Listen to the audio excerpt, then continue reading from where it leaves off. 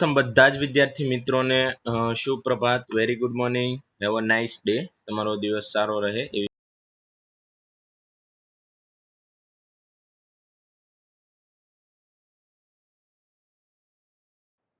બાયોલાઇફ બાયોલોજીની અંદર નેક્સ્ટ આપણો લેક્ચર્સ છે એને આગળ વધારીએ તો ચેપ્ટર નંબર 13 સજીવો અને વસ્તી. એની અંદર આપણો નેક્સ્ટ ટોપિક છે વસ્તીની વૃદ્ધિ. વસ્તીની અંદર વૃદ્ધિ કઈ રીતે શક્ય બને. કોઈ પણ વસ્તી હોય, આપણે સામાન્ય રીતે કાલના સેશનની અંદર કાલના લેક્ચરની અંદર આપણે વસ્તી એટલે શું, વસ્તીના જે સામાન્ય લક્ષણો શું છે, વસ્તીની અંદર જન્મદર, મૃત્યુદર, વસ્તીની ઉંમરને આધારે કઈ રીતે વહેંચણી કરવામાં આવે, જે વસ્તીને ગણવામાં આવે તો કયા યુનિટની અંદર, એટલે કે વસ્તીને સામાન્ય રીતે સંખ્યાની અંદર ગણવામાં આવે છે. બહુ મોટી વસ્તી હોય એટલે કે ભાઈ જે અગણ્ય હોય, જેને ગણી ન શકાય એ પ્રમાણની વસ્તી હોય, જેમ કે પેટ્રી ડીશની અંદર આવેલા બેક્ટેરિયલ કલ્ચર, પેટ્રી ડીશની અંદર આવેલું બેક્ટેરિયલ કલ્ચર, તો જે બેક્ટેરિયાની વસ્તી છે એ આપણે ગણી નથી શકતા. તો આપણે નિરપેક્ષ જે વસ્તી છે એને ગણવું એબ્સોલ્યુટ એટલે કે ચોક્કસ વસ્તી ગણવી મુશ્કેલ છે. તો આપણે કામ ચલાવ માટે નિરપેક્ષ સાપેક્ષ વસ્તી ગીચતા ગણી શકીએ છીએ. વસ્તી ગીચતાનો કોન્સેપ્ટ જોયો તો વસ્તી ગીચતાને n પોપ્યુલેશન ડેન્સિટી આપણે એને n સિમ્બોલ આપવાનો છે, કે આપણે એને ગમે ત્યાં લખવું હોય તો વસ્તી ગીચતા n તરીકે લખાય છે. તો આ બધી વાત આપણે કાલના લેક્ચરની અંદર કરેલી હતી. હવે આજના લેક્ચરની અંદર તમે એક સામાન્ય ફિગર જોવો છો કે ભાઈ પોપ્યુલેશન હોય, હ્યુમન બિંગ હોય, કોઈ પણ એનિમલ હોય, કોઈ બેક્ટેરિયા હોય, કોઈ પ્રાણી હોય, કોઈ પણ સ્પીસીસ વનસ્પતિ હોય કે કોઈ પણ હોય, એની પોપ્યુલેશન એની વસ્તીની અંદર વૃદ્ધિ ક્યારે થશે, વસ્તી વૃદ્ધિ ક્યારે શક્ય છે, વસ્તી વૃદ્ધિ જ્યારે વધારવી હોય તો એના માટે આપણે કેવા પગલાં લેવા જોઈએ. તો ફર્સ્ટ ઓફ તો એક કોન્સેપ્ટ કે કોઈ પણ વસ્તી છે એનું સ્થિર માપદંડ શક્ય નથી. ફર્સ્ટ ઓફ તે કોઈ પણ વસ્તી હોય, તમે હ્યુમન બિંગ આજે તમે 500 ગણ્યા છે, સિમ્પલ છે, આજે તમે ગણી લીધા કે ભાઈ યુનિટને આધારે વસ્તી ગણતરી કરી અને આપણે 130 કરોડ થયા. તો ફરી વખત એ ગણવામાં બેસો તો 130 કરોડ ઉપર 5 થશે, અથવા તો 130 કરોડ નીચે 3 થશે. એટલે કાં તો એમની અંદર જન્મદર થઈને નવા ઉમેરાણા હશે, અથવા તો મૃત્યુ દ્વારા અમુક ઓછા થયા હશે. તો આ કોઈ વસ્તી છે એ વસ્તીનું કોઈ ચોક્કસ માપદંડ હોતું નથી. આનું કારણ છે કે બદલાતું વાતાવરણ, સાથે સાથે ખોરાકની અપ્રાપ્યતા, સાથે સાથે પરભક્ષીઓ હોય છે એનો પ્રભાવ, પરભક્ષીઓના પ્રભાવના કારણે પણ વસ્તી ગીચતા ઘટે છે. સામાન્ય રીતે આપણે વસ્તીની વાત કરતા હોય જંગલની અંદર હરણની, તો ભાઈ હરણોની વસ્તી કેટલી, તો કે ભાઈ લાખ હરણો આ જંગલની અંદર પ્રાપ્ત થયા છે. આપણે યસ, હેલો હેલો, હા બોલો. સર તમારો વોઇસ કટ થઈ જાય છે. વોઇસ કટ હા, થઈ જાય. તમારો વોઇસ કટ થયા જાય. ઓકે સર હા હા સંભળાય છે. તમારો વોઇસ કટ થયા કરે છે. ઓકે હા વોઇસ આવ્યો, હવે વ્યવસ્થિત આવ્યો.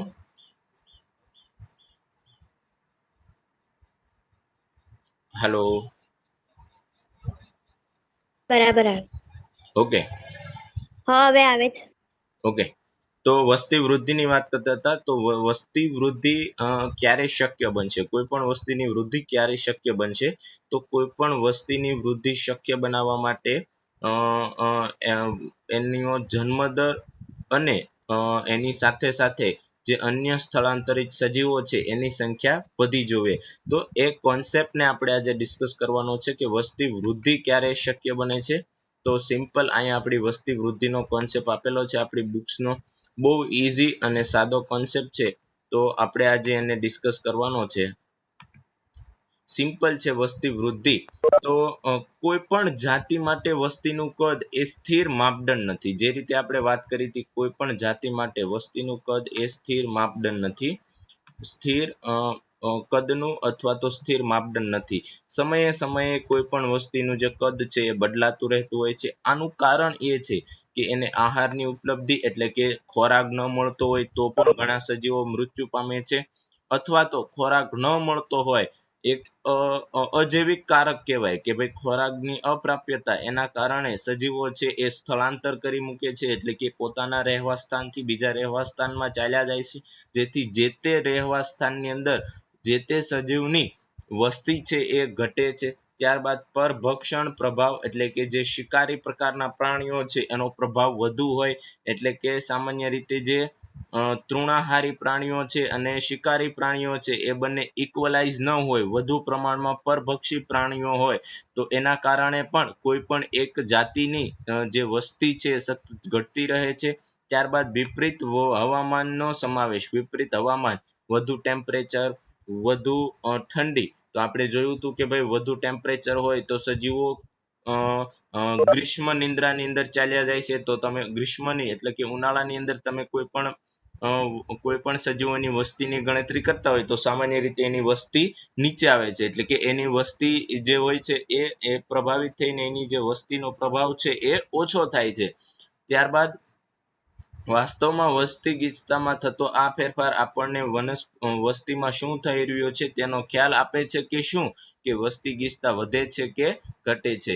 જે આ વસ્તી કોઈ પણ સજીવોની વસ્તીની અંદર આજે નાના નાના ફેરફારો થતા હોય છે, આ નાના નાના ફેરફારો વસ્તીની અંદર વૃદ્ધિ થાય છે કે ઘટે છે એ બતાવે છે. સિમ્પલ હું તમને એક ઉદાહરણ આપું કે આ કોઈ ભાગ છે આપણો પૃથ્વીનો, આ કોઈ પૃથ્વીના ભાગમાં ચોક્કસ ભાગ છે, ત્યાં એક કોઈ ચોક્કસ પ્રકારની જાતિ રહે છે, વસ્તી વસે છે. હવે એ પ્રાણીઓની છે કે વનસ્પતિની છે, સપોઝ અહીંયા પ્રાણીઓની એક ચોક્કસ જાતિ વસે છે, તો હવે આ જ વિસ્તારની અંદર આહારની ઉપલબ્ધિ નહીં હોય તો વસ્તીની અંદર ઘટાડો થશે, કારણ કે આહારની ઉપલબ્ધિ ન હોય તો એ વસ્તી છે એ માઇગ્રેટ કરશે, એટલે કે સ્થળાંતર અન્ય વિસ્તારમાં ચાલ્યા જશે.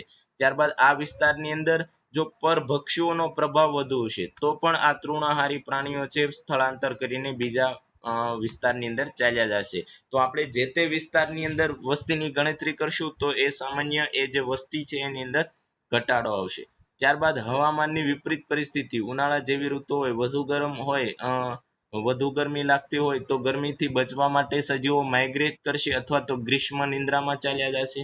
ત્યારબાદ શિયાળા જેવી ઋતુ હોય તો પોલાર રિજિયનની અંદર સજીવો છે એ ઠંડીથી બચવા માઇગ્રેશન સ્થળાંતર કરશે અથવા તો એ શીત નિંદ્રાની અંદર ચાલ્યા જાય છે, જે આપણે આની પહેલાના ટોપિકની અંદર જોયેલું છે. જે અજૈવિક કારકો સામે પ્રતિક્રિયા, સજીવોની અજૈવિક કારકો સામે પ્રતિક્રિયા, એની અંદર એક આપણું પોઈન્ટ હતો માઇગ્રેશન એટલે કે સ્થળાંતર, અને એક હતું આપણું મુલતવી રાખવું, એટલે કે જો કોઈ સજીવ સ્થળાંતર ન કરી શકતો હોય તો એ સજીવ છે એ પોતાની જે તે સજીવ છે એ પોતાની સિમ્પલ જે જગ્યાએ છે એ જ જગ્યાએ રહે છે અને સ્પેસિફિક ઋતુ દરમિયાન પોતાની જે બોડીની અવસ્થા છે એ ઇનએક્ટિવ એટલે કે ઇનએક્ટિવ ફેઝની અંદર ચાલ્યો જાય છે.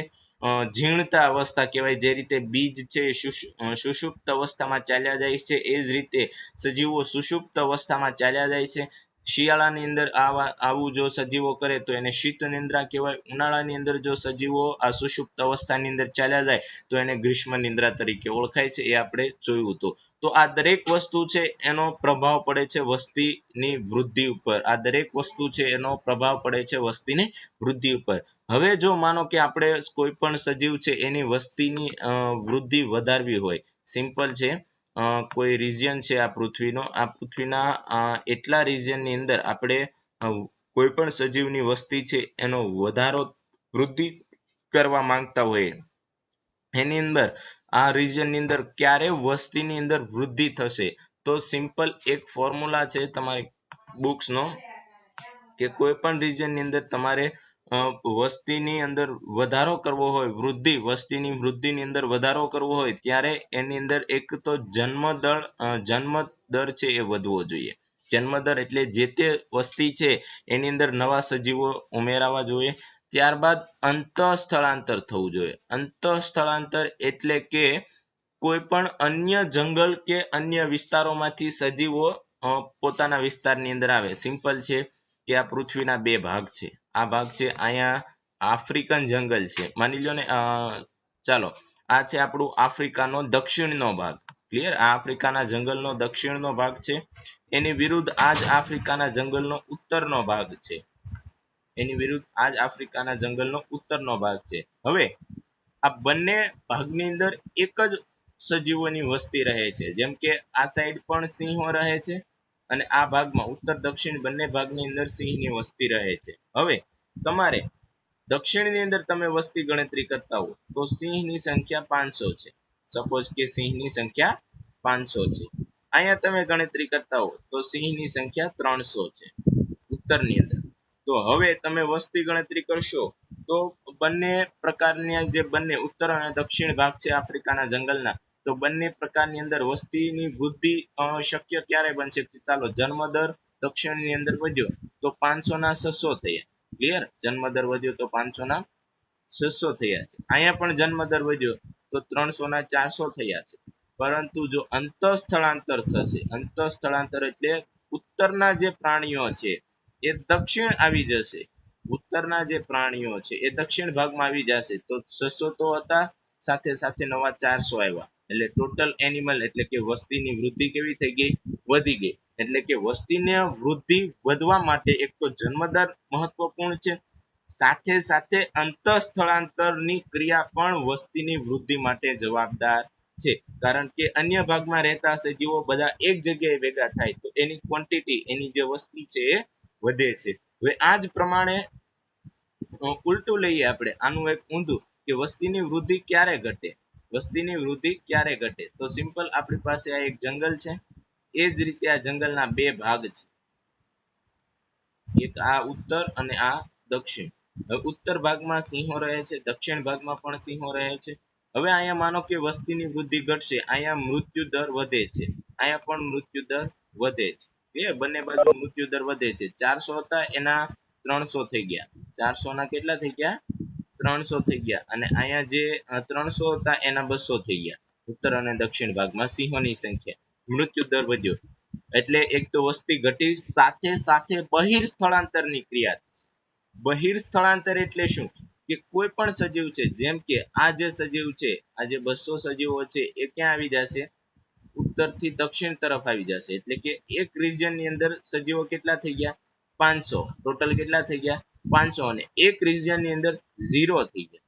0 થઈ ગયા એનો મતલબ એવો કે આ જે સજીવો છે એને પરમેનન્ટ સ્થળાંતર કરી લીધું છે હવે દક્ષિણના ભાગમાં સિંહની સંખ્યા 0 કેવી થઈ ગઈ 0 એટલે ત્યાંથી સાવ બધા પરમેનન્ટ બીજા વિસ્તારની અંદર ચાલ્યા જાય છે જ્યારે અંતઃ સ્થળાંતર એટલે શું હતું થોડા ટાઈમ માટે જ એ આવતા હતા કોઈ સ્પેસિફિક ઋતુ માટે એટલા માટે બંને ભાગની અંદર જે વસ્તી હતી એ ઇક્વલાઇઝ રહેતી હતી થોડા ટાઈમ માટે જો ઉનાળા જેવી ઋતુ હોય શિયાળા જેવી ઋતુ હોય તો ઠંડીથી અથવા તો ગરમીથી બચવા જે ઉત્તરના પ્રાણીઓ હતા એ દક્ષિણ ભાગમાં આવીને વસતા હતા આ હતું આપણું અંતઃ સ્થળાંતર પણ બહિર સ્થળાંતર એટલે પરમેનન્ટ એક જગ્યાએથી બીજી જગ્યાએ ચાલ્યા જાય તો એક વિસ્તાર એવો આવશે કે જ્યાં વસ્તીની સંખ્યા કેટલી થઈ જશે 0 તો વસ્તી વૃદ્ધિ ઘટવા માટે મૃત્યુ દર અને બહિર સ્થળાંતર મહત્વપૂર્ણ છે મૃત્યુ દર અને બહિર સ્થળાંતર સિમ્પલ છે એક તો અહીંયા 200 હતા એ મૃત્યુ પામ્યા હતા સપોઝ 200 હતા એ મૃત્યુ પામ્યા હતા મૃત્યુ પામીને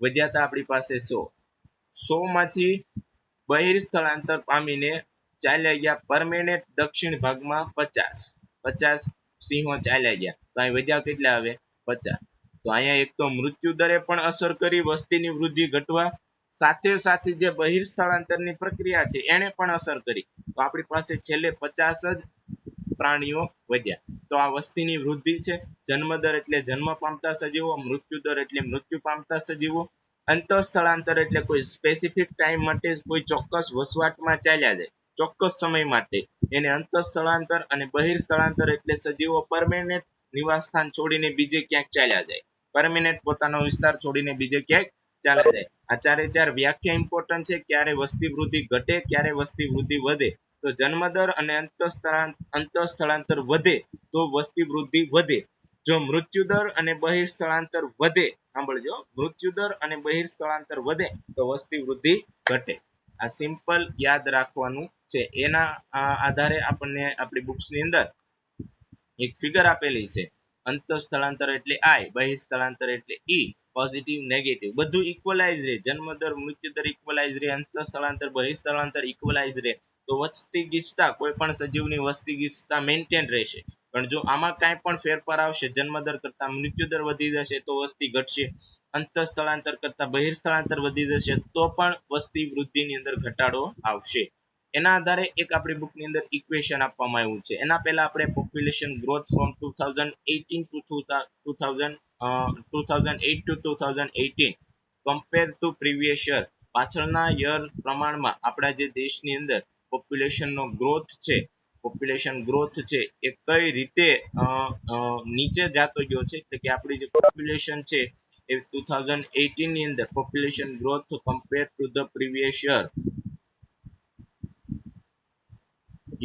ત્યાં આપણે 2008 ની અંદર આપણી પોપ્યુલેશન નો ગ્રોથ એટલે વધવાનો જે એક વર્ષની અંદર જે ટકાવારી હતી નવા સજીવો વધવાની એ 1.46% હતા.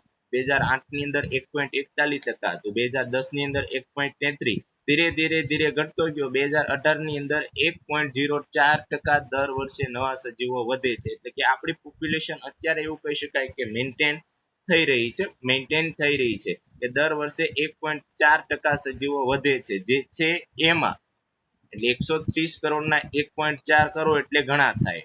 ઓકે, એટલે એવું ના માનવું કે ખાલી 1.4. પછી આપણી બુક્સ ની અંદર આ એક ઇક્વેશન આપેલું છે. આ ઇક્વેશન આપણે યાદ રાખવાનું છે. જો t સમયે વસ્તી ગીચતા n હોય, આપણે વસ્તી ગીચતા માટે n લીધો તો t સમય માટે, તો તે t + n સમયે તેની ગીચતા, હવે t સમયે n તો t + n સમયે n t +1 થાય. અહીં આપેલું છે n t +1 વસ્તી ગીચતા. તો આના માટે વસ્તી ગીચતાનું સૂત્ર આપેલું છે આપણી બુક્સ ની અંદર. આ સૂત્રને યાદ રાખી લેવાનું છે. nt t સમયે જે વસ્તી ગીચતા હતી ઈ પ્લસ બર્થ રેટ, b એટલે બર્થ રેટ નવા જન્મ પામેલા સજીવો, પ્લસ i એટલે અંતઃ સ્થળાંતર પામેલા સજીવો, માઇનસ મરી ગયેલા સજીવો, પ્લસ બહિર સ્થળાંતર પામેલા સજીવો. તો એ આપણને મળે છે કોઈ ચોક્કસ સમયે વસ્તી ગીચતા. તો હવે સિમ્પલ તમે એવું કહી શકો કે b + i વધે એટલે જન્મદર અને અંતઃ સ્થળાંતર વધે તો વસ્તી ગીચતાની અંદર શું થશે? વધારો થશે. મૃત્યુ દર અને બહિર સ્થળાંતર ની અંદર જો વધારો થાય, એ બંનેની અંદર જો વધારો થાય તો મૃત્યુ દર વસ્તી ગીચતા છે એ કેવી આવશે? ઓછી આવશે, નીચે આવશે. આ ઇક્વેશન ની અંદર b એટલે બર્થ રેટ, d એટલે ડેથ રેટ, i એટલે ઇમિગ્રેશન, e એટલે ઇમિગ્રેશન એટલે અંતઃ સ્થળાંતર, ઇમિગ્રેશન એટલે બહિર સ્થળાંતર. બંનેની અંદર બહુ સ્મોલ ડિફરન્સ છે.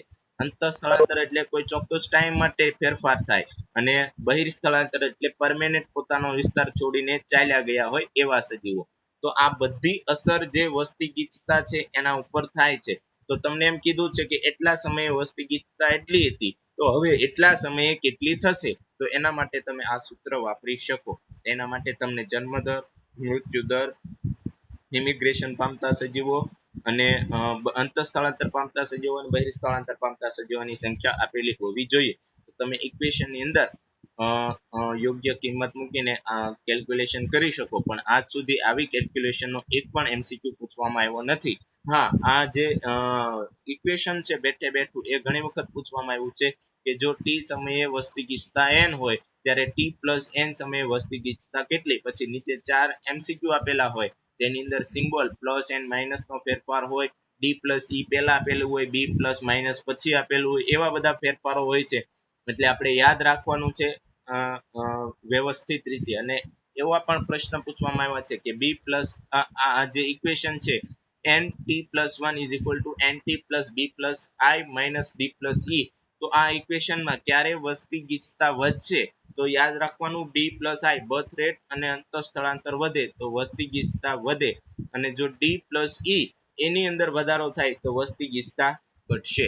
તો આ જે પેરેગ્રાફ છે એ પેરેગ્રાફ આખું આ સૂત્રને એક્સપ્લેન કરે છે. એક્સપ્લેનેશનમાં કાંઈ નથી, જે મેં બોલ્યો b + i વધે તો વસ્તી ગીચતા વધે, d + e વધે તો વસ્તી ગીચતા ઘટે. ક્લિયર? આ ઇક્વેશન યાદ રાખવાનું છે.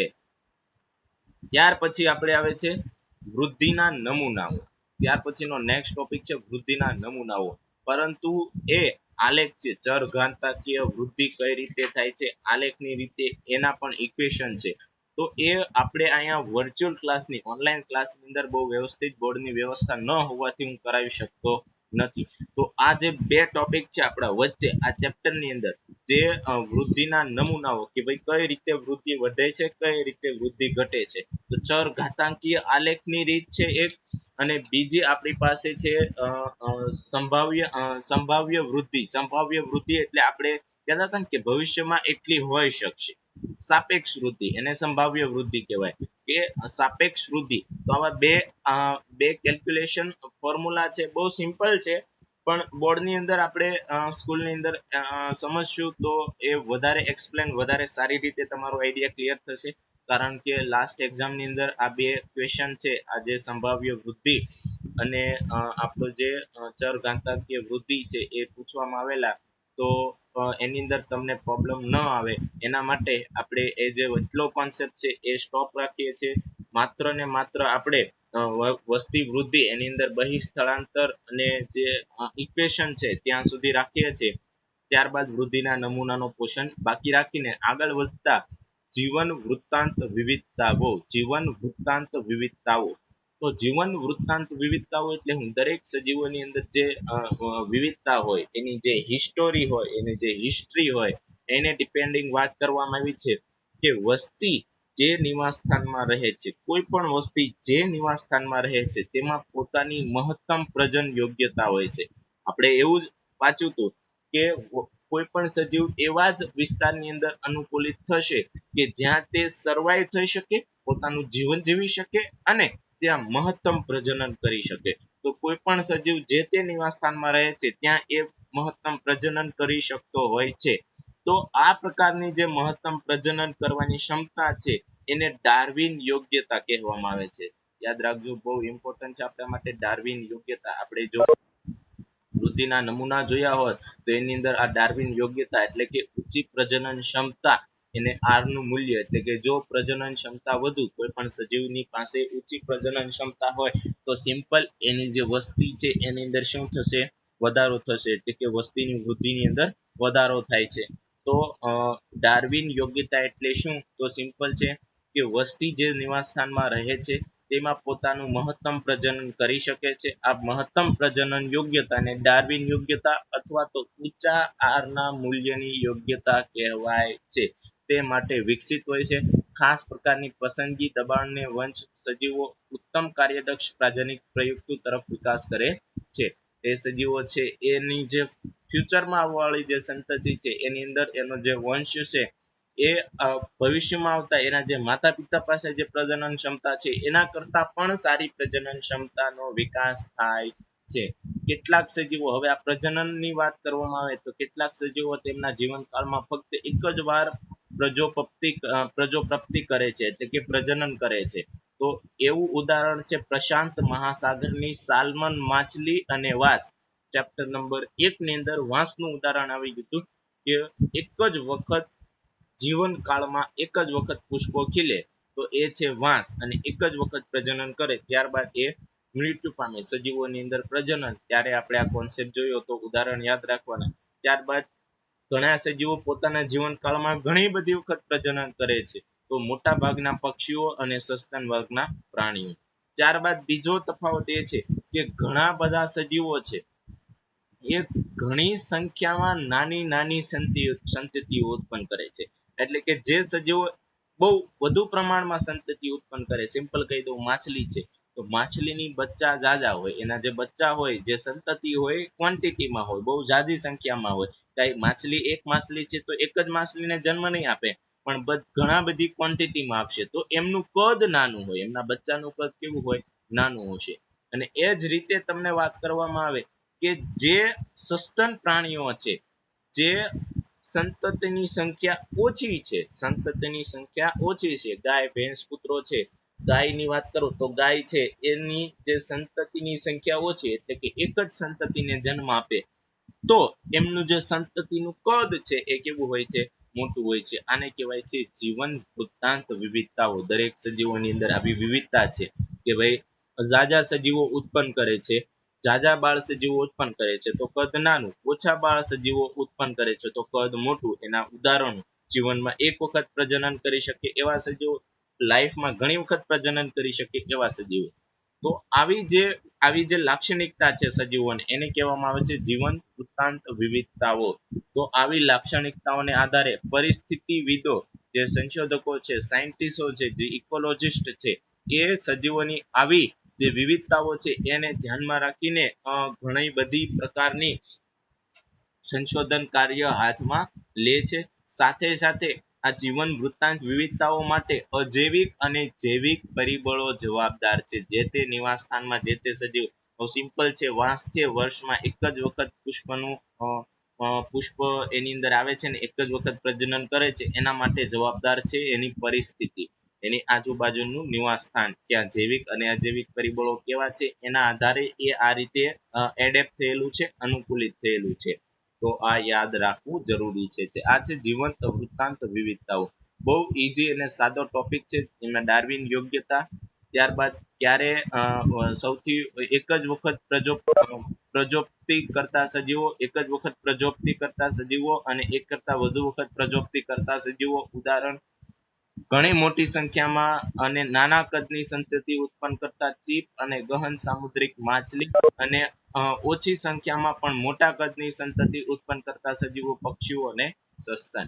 તો આ સિમ્પલ ઉદાહરણ છે, એટલું જ યાદ રાખવાનું છે. ત્યારબાદ અહીંયા તમે જોઈ શકો છો, આ એક માછલી છે, પેસિફિક સાલ્મોન માછલી. આ માછલી વર્ષમાં એક જ વખત પ્રજનન કરીને બાળ સજીવને જન્મ આપે છે અને ત્યારબાદ એનું મૃત્યુ થાય છે. તો આ તમે માછલીનો ઇમેજીસ જોઈ શકો છો. ત્યારબાદ હવે આવ્યું મોસ્ટ ઇમ્પોર્ટન્ટ પ્રોસેસ, વસ્તીની આંતરક્રિયાઓ.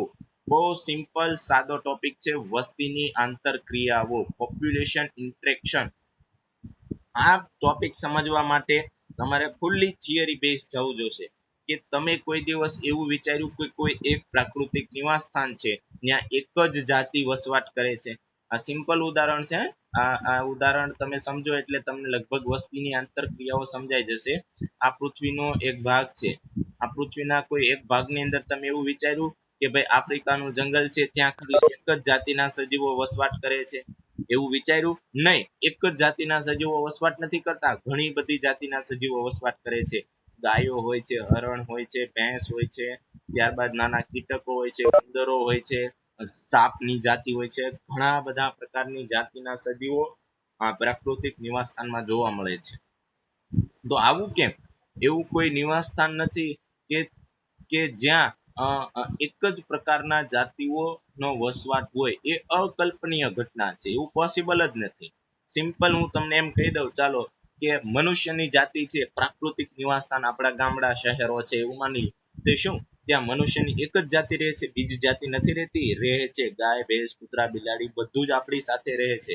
સાથે સાથે વનસ્પતિ પણ આપણી સાથે રહે છે, એક સજીવો છે. એટલે કોઈ એક જાતિ એક જગ્યાએ રહે એવું પોસિબલ છે નહીં. તો આ બધા સજીવો છે, એકબીજાની જે વસ્તી છે, વનસ્પતિની જે વસ્તી છે, વનસ્પતિ સૃષ્ટિની જે વસ્તી છે અને પ્રાણી સૃષ્ટિની જે વસ્તી છે, એકબીજા સાથે ઇન્ટરકનેક્ટ છે. કેમ ઇન્ટરકનેક્ટ છે? કે પ્રાણીઓ છે એને ખોરાક માટે વનસ્પતિ ઉપર આધાર રાખવો જોશે. તો પ્રાણીઓને વનસ્પતિને સાચવવી જોશે, એનું લાલન પાલન પોષણ એને કરવું પડશે. તો વનસ્પતિ એને પોષણ આપશે અને એ સર્વાઈવ થઈ શકશે. તો આ પ્રાણીઓ અને વનસ્પતિ વચ્ચેનો ભેદભાવ છે. તો એવો પ્રશ્ન થાય, ચાલો, પ્રાણીઓ અને વનસ્પતિ ઉપર આધાર રાખવો પડે છે, પણ વનસ્પતિને કોઈની ઉપર આધાર ન રાખવો પડે તો કેમ વનસ્પતિ અલગ જગ્યાએ નથી થતી? વનસ્પતિને પણ અન્ય સજીવો ઉપર આધાર રાખવો પડે છે. ઉદાહરણ તરીકે ચેપ્ટર નંબર 12 વનસ્પતિની અંદર ખનિજ પોષણ, જમીનની અંદર રહેલા ખનિજ પોષણો અને જમીનની અંદર રહેલી ઓર્ગેનિક મેટર છે, ખનિજ પોષણને એબ્ઝોર્બ કરવા સહજીવી અને સાયનોબેક્ટેરિયા મૂળ ગંઠિકાનું નિર્માણ કરીને વનસ્પતિને જે પોષણ પૂરું પાડતા હતા. સમજાય છે? તો વનસ્પતિને આ બેક્ટેરિયા દ્વારા પોષણ મળે છે. તો વનસ્પતિ પણ આ બેક્ટેરિયા સાથે, બેક્ટેરિયાની જે વસ્તી છે એની સાથે આંતરક્રિયા દ્વારા જોડાયેલી છે. ત્યારબાદ જે બેક્ટેરિયા છે એ વનસ્પતિ જમીનની અંદર જે અકાર્બનિક પદાર્થો છે એને કાર્બનિક પદાર્થોની અંદર ફેરફાર કરવા માટે, વિઘટિત કરવા માટે ઉપયોગી છે. જો બેક્ટેરિયા આ અકાર્બનિક પદાર્થને વિઘટન ન કરત તો તો વનસ્પતિ આ કાર્બનિક પોષણ આ જે અકાર્બનિક માંથી જે કાર્બનિક બેક્ટેરિયા બનાવ્યું છે એ મૂળ રોમ દ્વારા કઈ રીતે એબ્ઝોર્બ કરી શકત? એ પોસિબલ હતું નહીં. તો આ દરેક સજીવો છે એકબીજા સાથે આંતરક્રિયાથી જોડાયેલા છે, એકબીજા સાથે જીવ સમુદાયો જોડાયેલા છે, એ 100% છે. પણ હવે વાત આવી, જોડાયેલા તો છે માની લીધું, પણ હવે વાત આવી કે જોડાયેલા છે તો કઈ રીતે જોડાયેલા છે? આંતરક્રિયા પારસ્પરિક ક્રિયા દ્વારા જોડાય તો એમાં ત્રણ પ્રકારની પ્રક્રિયાઓ થાય છે. સાંભળી લેજો, ત્રણ પ્રકારની પ્રક્રિયાઓ થાય છે. એક છે કે બે પ્રકારની જુદી જુદી જાતિઓ જોડાય છે. આ એ જાતિ છે, આ બી જાતિ છે. આ બંને જાતિ એકબીજા સાથે જોડાણી કોઈ પણ કારણો છે એ જોડાયેલી જ હોય છે. આપણે પણ વનસ્પતિ સાથે જોડાયેલા છીએ. આપણને એવું દેખાતું નથી, પણ આપણે એના ઉપર જ આધારિત છીએ. સમજાય છે? જે માંસાહારી પ્રાણીઓ છે, જે માંસ ખાય છે, એવા જે મનુષ્ય છે જે બીજા કન્ટ્રીના છે, તો એ પણ પ્રાણીઓ સાથે જોડાયેલા છે. એટલે મતલબ ખોરાક માટે અન્ય ઉપર આધારિત રહેવું જ પડશે. એ જે તે સજીવ છે એ બીજા ઉપર આધારિત છે. જેમ તમે આહાર કડીનો અભ્યાસ કરતા હતા નાના ધોરણની અંદર, એ જ વાત છે કે જો એ જાતિ છે બી જાતિ સાથે આંતરક્રિયા દ્વારા જોડાશે તો એ એક તો લાભકારી હશે, બંને માટે લાભકારી હોય. સમજી લેજો, એ જાતિ બી હારે જોડાણી તો બંને માટે લાભકારી. જેમ કે મનુષ્ય પ્રાણીઓ સાથે જોડાણા, સોરી, મનુષ્ય વનસ્પતિ સાથે જોડાણા તો બંને માટે લાભકારી થયું. કેમ બંને માટે લાભકારી? કે મનુષ્યને વનસ્પતિમાંથી ખોરાક પ્રાપ્ત થતો હતો અને વનસ્પતિને જીવન જીવવા માટે અને જે પાણીની જરૂરિયાત, જે અન્ય જરૂરિયાત હતી એ પૂરી થતી હતી. તો એ આંતરક્રિયાનો ફાયદો થયો. પછી એવું હોય કે હાનિકારક હોય, સમજી લેજો, હાનિકારક એટલે કે એક જાતિ બીજી જાતિ સાથે જોડાણી એટલે હાનિકારક. જેમ કે પરોપજીવન, પરોપજીવનની અંદર આપણે જોયું હતું કે એક યજમાન હોય અને એક પરોપજીવી હોય. તો યજમાનને નુકસાન થાય, પરોપજીવીને ફાયદો થાય. તો અમુક વખત હાનિકારક પણ હોય છે. વસ્તીની જે આંતરક્રિયા હોય છે એક સજીવ માટે હાનિકારક, એક માટે ફાયદાકારક હોય છે, અને અમુક માટે તટસ્થ હોય છે. તટસ્થ એટલે ન લાભ આપે ન હાનિ આપે, બંને જોડાઈને પોતાનું લાઈફ સાયકલ ચલાવે. જેમ કે સહજીવન, જેમ કે સહજીવન લાઇકેન અને ફૂગ જે એકબીજા સાથે જોડાઈને પોતાનું જીવન ગુજારે છે એ તટસ્થ છે. બંનેને ફાયદો થાય છે, હાનિ નથી થતી અને લાભ નથી થતો. તો આવી આંતરક્રિયાઓ માટે જો લાભ થતો હોય એવી ક્રિયા માટે પોઝિટિવ ચિહ્ન આપવામાં આવ્યું છે, હાનિકારક માટે નેગેટિવ અને તટસ્થ માટે 0 નું ચિહ્ન આપવામાં આવેલું છે. તો એના આધારે આપણે એક પાછળ કોષ્ટક આપેલું છે, એ કોષ્ટકનો સ્ટડી કરીએ. એના પહેલા જુઓ કે દરેક સજીવો એકબીજા સાથે આંતરક્રિયા દ્વારા જોડાયેલા છે. સિંહ વાઘ છે એ તૃણાહારી પ્રાણીઓ ઉપર જોડાયેલો છે. સિંહ વાઘ છે એનું મૃત્યુ થાય એટલે એને બેક્ટેરિયા ડીકમ્પોઝ કરશે, એને વિઘટન કરીને જમીનની અંદર પાછા રિવાઇઝ કરશે, એટલે કે આહાર કડી છે. દરેક સજીવો એકબીજા સાથે જોડાયેલા છે. પક્ષીઓ છે એ તમે જોઈ શકો છો વનસ્પતિ સાથે જોડાયેલા છે. નાના કીટકો, ઇવન માછલી છે એ માછલી પણ જે દરિયાઈ વનસ્પતિ છે એની સાથે જોડાયેલી હોય છે. દરિયાઈ વનસ્પતિને એ માછલી દ્વારા ખોરાક પ્રાપ્ત થાય છે અને દરિયાઈ વનસ્પતિ એ માછલીને રહેવા માટે યોગ્ય સ્થાન પૂરું પાડે છે. તો એ વાત છે. તો અહીંયા વસ્તીની આંતરક્રિયાનું એક ઉદાહરણ આપેલું છે. જાતિ એ, જાતિ બી. જાતિ એ પોઝિટિવ એટલે જાતિ એને આંતરક્રિયા થવાથી ફાયદો થયો, જાતિ બી ને પણ આંતરક્રિયા કરવાથી ફાયદો થયો. તો એ પ્રકારનું જે આંતરક્રિયા છે એને કહેવાય સહોપકારિતા. સહોપકારિતા, બંનેને ફાયદો થાય, જોડાવાથી બંનેનો ફાયદો થાય તો એને કહેવાય સહોપકારિતા. જેમ કે મનુષ્ય અને વનસ્પતિ વચ્ચેનું જોડાણ સહોપકારિતા કહેવાય, સહોપકારિતા. ત્યારબાદ એક જાતિને નુકસાન આંતરક્રિયા દ્વારા અને બીજી જાતિને પણ આંતરક્રિયા દ્વારા નુકસાન, તો એક છે સ્પર્ધા. સજીવો વચ્ચે સ્પર્ધા થાય, એની ડિટેલની અંદર આપણે વાત કરીશું. પણ બંને જાતિને આંતરક્રિયા દ્વારા જોડાય અને નુકસાન થતું હોય, હાનિ થતી હોય, તો એક જે આંતરક્રિયાનું નામ છે એ સ્પર્ધા છે. એક જાતિને ફાયદો, બે જાતિ એ અને બી જોડાયું હોય અને એકને નુકસાન, હવે પછી એને ફાયદો થતો હોય કે બીને ફાયદો થતો હોય, એને નુકસાન થતું હોય કે બીને નુકસાન થતું હોય, ડઝન્ટ મેટર. તો એ પ્રકારનું જે ક્રિયા છે એને કહેવાય પરભક્ષણ. તમે સિમ્પલ છે, વાઘ અને હરણ છે તો ફાયદો કોને થશે? વાઘને. હરણને તો મૃત્યુ આવ્યું, એને તો નુકસાન થયું, તો પરભક્ષણ. ત્યારબાદ આવે છે એક જાતિને ફાયદો અને અન્ય જાતિને નુકસાન, એવું હજી એક ઉદાહરણ છે પરોપજીવન. યજમાન અને પરોપજીવી વચ્ચેનો સંબંધ. જે યજમાન હશે જેમ કે મનુષ્ય છે, મનુષ્યના આંતરડામાં ઘણા બધા બેક્ટેરિયા રહે છે. ક્લિયર? આ બેક્ટેરિયાઓ છે જો મનુષ્યને નુકસાન કરશે તો એ પરોપજીવી કહેવાશે. અને જો મનુષ્યને નુકસાન નથી કરતા, શરીરની અંદર ઘણી બધી ક્રિયાઓ આ બેક્ટેરિયાને લીધે સારી રીતે થાય છે, પાચન સારી રીતે થાય છે, તો એ સહપરોપકારિતા તરીકે ઓળખાશે. કેમ કે બંનેને ફાયદો થાય છે. બેક્ટેરિયાને રહેવા માટે ઘર મળે છે અને મનુષ્યની પાચન ક્રિયા અને અન્ય જે ક્રિયાઓ છે એમાં મદદ મળે છે. ત્યારબાદ જો મનુષ્યની અંદર બેક્ટેરિયા વાયરસ ઘૂસ્યો અને એ ગ્રોથ પામ્યો અને એ મનુષ્યના શરીરના ઓર્ગનને કોઈ નુકસાન પહોંચાડે છે તો એ પરોપજીવન. એકને ફાયદો, એકને નુકસાન. ત્યારબાદ જાતિ, એકને ફાયદો અને એકને નુકસાન પણ નહીં અને ફાયદો પણ નહીં, તટસ્થ થઈ ગયું, તો એ છે સહભોજિતા. એને કહેવાય સહભોજિતા. ત્યારબાદ જાતિ એકને નુકસાન અને એકને તટસ્થ, એક તટસ્થ, તો એ કહેવાય પ્રતિજીવન. દરેકની અહીંયા વ્યાખ્યા આપવામાં આવી છે. સહપોષકતામાં બંનેને લાભ થાય છે. પરોપજીવન અને પરભક્ષણમાં ફક્તમાં એક જ જાતિને લાભ થાય છે. સ્પર્ધામાં બંનેને નુકસાન થાય છે. સહભોજિતા છે એની વાત કરવામાં આવે તો સહભોજિતા એટલે કે એની ડિટેલ આપણે જોઈએ. એવી પારસ્પરિક ક્રિયા કે જ્યાં એક જાતિને લાભ થાય છે અને બીજી જાતિને ન તો લાભ થાય ન તો હાનિ થાય, તો એને સહભોજિતા કહેવાય. અને બીજી બાજુ પ્રતિજીવન, એક જાતિને હાનિ થાય છે અને બીજી જાતિ અપ્રભાવિત, અસર વગરની રહે છે, એને કહેવામાં આવે છે પ્રતિજીવન. તો આ દરેક વ્યાખ્યા નીચેનામાંથી સહપરાકારકતા માટે સાચું છે, નીચેમાંથી સ્પર્ધા માટે સાચું છે, નીચેમાંથી પરભક્ષણ માટે સાચું છે, નીચેનામાંથી પરોપજીવન માટે સાચું છે, નીચેનામાંથી સહભોજિતા માટે સાચું છે, નીચેનામાંથી પ્રતિજીવન માટે સાચું છે. કોઈ પણ પ્રશ્ન સિમ્બોલ દ્વારા કે વાક્ય દ્વારા આપણા માઇન્ડની અંદર ક્લિયર હોવું જોઈએ. સહપરોપકારિતા એટલે બંને જાતિઓને, બંને જે જાતિઓ આંતરક્રિયા દ્વારા જોડાણી છે ફાયદો થશે. સ્પર્ધામાં બંનેને નુકસાન થશે. પરભક્ષણમાં એકને ફાયદો, એકને નુકસાન. પરોપજીવનમાં એકને ફાયદો, એકને નુકસાન. સહભોજિતામાં એકને ફાયદો, એક તટસ્થ. પ્રતિજીવનમાં એકને નુકસાન, એક તટસ્થ. તો આ ક્રિયા છે વસ્તીની આંતરક્રિયાઓ, એ યાદ રાખવાની છે.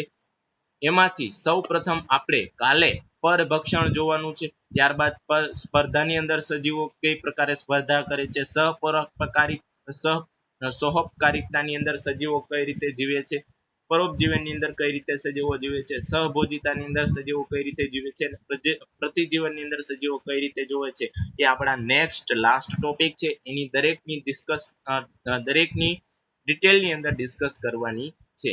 તો અહીંયા સુધી આજનો લેક્ચર આપણો. કાલે આપણે આપણો લેક્ચર આગળ વધારશું. Thank you very much.